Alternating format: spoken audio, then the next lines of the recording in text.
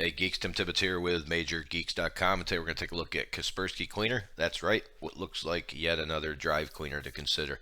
However, like all other drive cleaners, it has some unique features. In this case, you can take a look down here.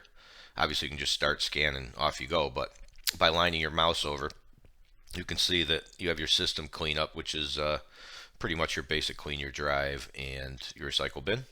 Your restore system settings. We'll come back to that.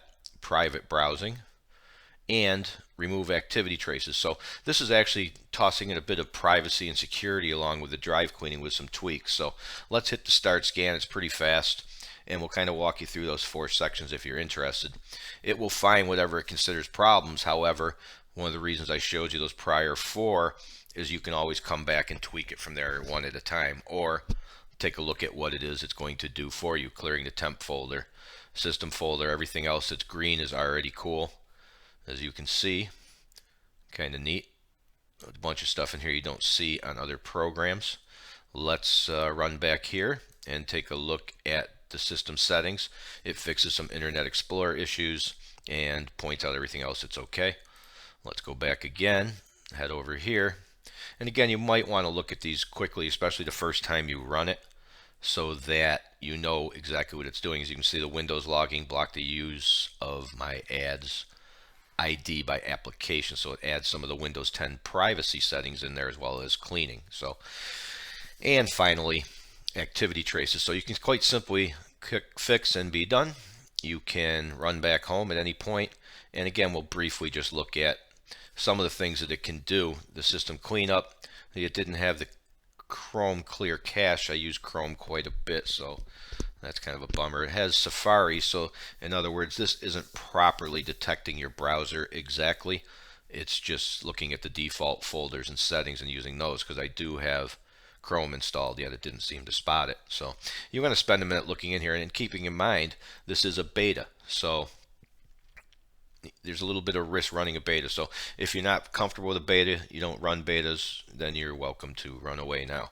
Now this is neat, the restore system settings, because if you could have malware or something that changes your link associations, your exe file associations, registry editor being blocked.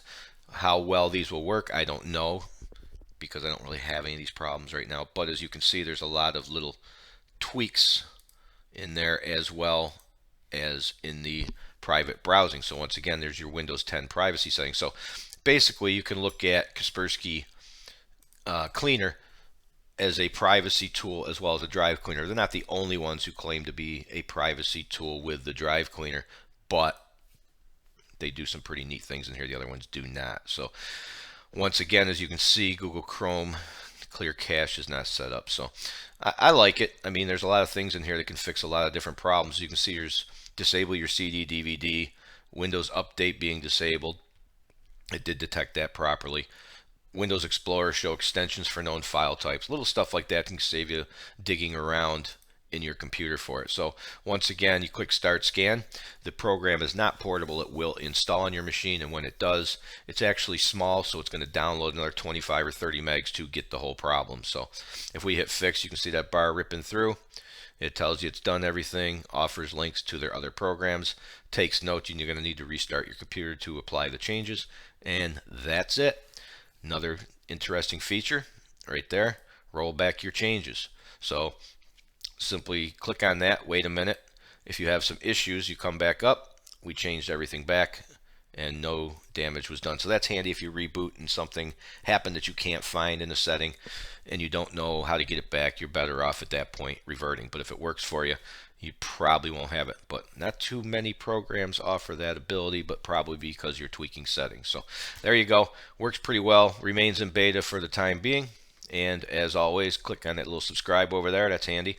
And thank you for watching, and we'll see you next time.